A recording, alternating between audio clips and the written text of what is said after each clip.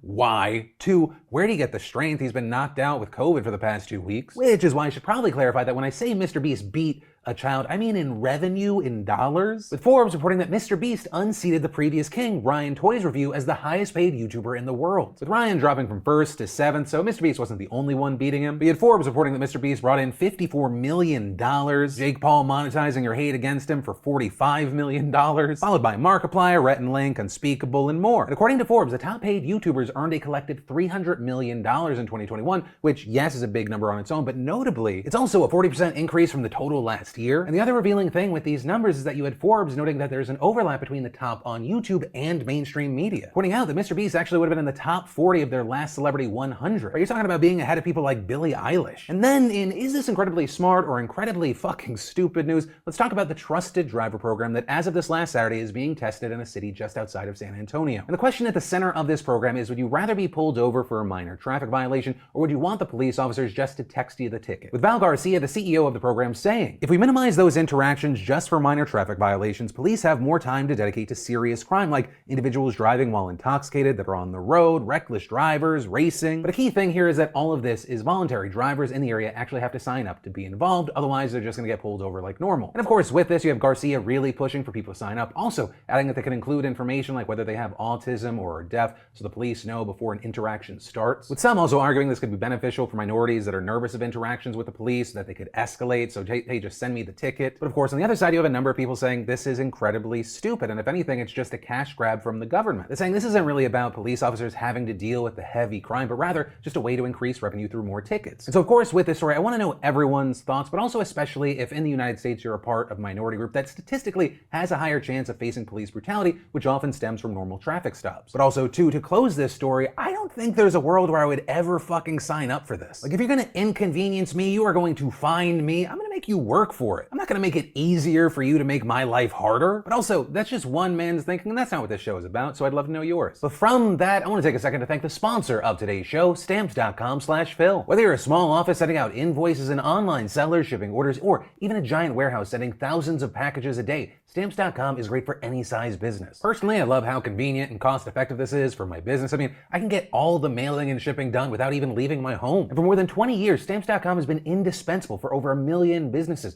You can print official US postage from your computer 24/7, no special supplies or equipment needed. And with Stamps.com/Phil, you get exclusive discounts on post office rates like 40% off USPS and 76% UPS rates. Using Stamps.com just makes sense, especially if your business sends more mail and packages this time of year. It saves me time and money, freeing me up to produce the show, work on the new studio, create fantastic clothes for the next beautiful bastard drop. So yeah, save time and money and go to Stamps.com/Phil to get a 4-week trial plus free postage and a digital scale. There's no risk, no long-term commitments, no contracts, and never go to the post office again. That's Stamps.com/Phil. And then, with it being MLK Day and voting rights legislation seemingly set to die in the Senate because 2 or a few Democrats will be joining the stonewalling Republicans in not getting rid of the filibuster, I think it's important to note this is not a new issue, and MLK actually spoke on this back in 1963. I think the tragedy is that we have a Congress with a Senate that has a minority of misguided senators who will use the filibuster to keep the majority of people from even voting. They won't let the majority of senators vote. And certainly they wouldn't want the majority of people to vote because they know they do not represent the majority of the American people. With that clip and just people being aware of where Dr. King stood on the issue of voting rights being part of the reason we've seen a number of Republican lawmakers getting backlash in social media today, right? With a number of those Republicans in question quoting and praising Dr. King, with people saying, okay, so you're doing this, but you're also voting or standing against voting rights legislation. And personally, I agree with those who say that these are just deceitful politicians cherry-picking quotes from Dr. King while actively working to destroy his legacy. But being a disingenuous bullshitter isn't illegal, and if anything, it's a historic American tradition when it comes to politicians. And then let's talk about how Europe is on high alert as a potential invasion of Ukraine is imminent. Russia and the US were initially making progress during talks in Geneva, but on the last day, Russia seemed to have stonewalled the United States, causing the talks to fall apart. The US representative said after the talks that, quote, the drumbeat of war is sounding loud and the rhetoric has gotten rather shrill. And US Senator Chris Murphy said that US intelligence believes an invasion could be imminent. The US has revealed intelligence showing that Russia is planning a false flag operation to justify an invasion of Ukraine within the next month. Meanwhile, Poland warned that Europe is at the greatest risk of war in 30 years, and and that members of the OSCE must take their security obligations seriously. Now, Russia denies it has plans to invade Ukraine. However, intelligence shows their troops moving closer to the Ukrainian border. And on Friday, Russia's foreign minister began his press conference by threatening Ukraine, the US, Finland, Sweden, and all NATO members. And Russia is also suspected to have been behind Friday's cyber attacks on Ukraine. So with all that, it's easy to see why NATO members and other nations near Russia have grown increasingly worried about their actions. So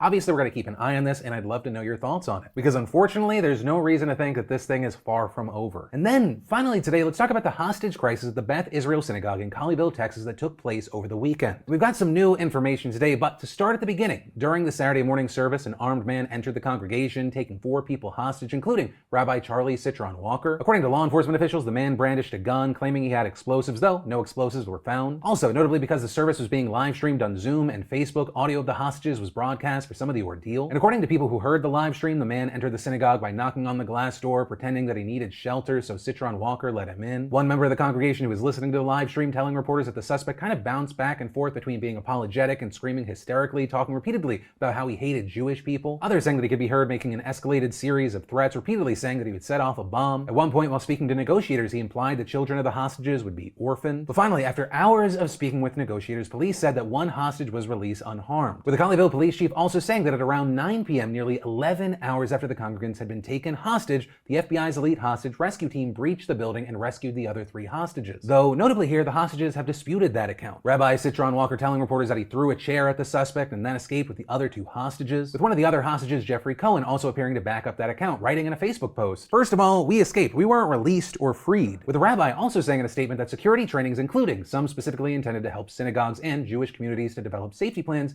helped the hostages survive the crisis. So while it is officially unclear how the hostages got out, video from a local news station does show them fleeing the building right before a man holding a gun could be seen in the entrance. With that man seen going back inside, groups of law enforcement personnel then swarming the building, followed by the sounds of gunfire and a loud blast. The suspect was ultimately killed during the standoff, though authorities at this time have not said whether he was shot or he shot himself, saying the matter is still under investigation. And as far as what we know about this suspect, the FBI identified him as a British national who entered the country through New York 2 weeks ago. Now, officials have not yet said why he targeted this Texas synagogue some 1,600 miles away, but reportedly we had people who heard this live stream saying the suspect had chosen this synagogue because it was the closest assemblage of Jews to a prison in Fort Worth where a convicted Pakistani terrorist was serving an 86-year sentence. But the suspect reportedly saying that he wanted the woman in question released, that he wanted to see her, and then they would rise together in Jannah, the Muslim concept of heaven where faithful devotees go after Judgment Day. And so with all of this, on Sunday you had the FBI describing the crisis as a terrorism-related matter in which the Jewish community was targeted, adding that the matter was being investigated by the Joint Terrorism Task Force. Now notably, the agency said that there was no indication that other people were involved in this incident, but then late yesterday, the news broke that in England, the Greater Manchester Police Department had detained 2 teenagers for questioning in connection with the investigation, though not providing any additional information. Now, all of that said, while we wait for more information to come in, I will say I think the lowest bar of entry here is to just call this terrorism. I know this morning I saw a few articles popping up saying, someone close to him said, there were mental health problems. And to that, I would argue, okay, we can look into that, but I also think you could argue that a lot of people who try to inflict violence for extremist reasons, probably not all okay up there. I imagine the majority of people with mental health problems aren't like, you know what, I should make the Jews my hostages. But ultimately, that is where that story and today's show ends. If you want to watch some full shows or some of the news shorts, you can click or tap right there. But as always, thank you for watching. I love yo faces, and I'll see you tomorrow.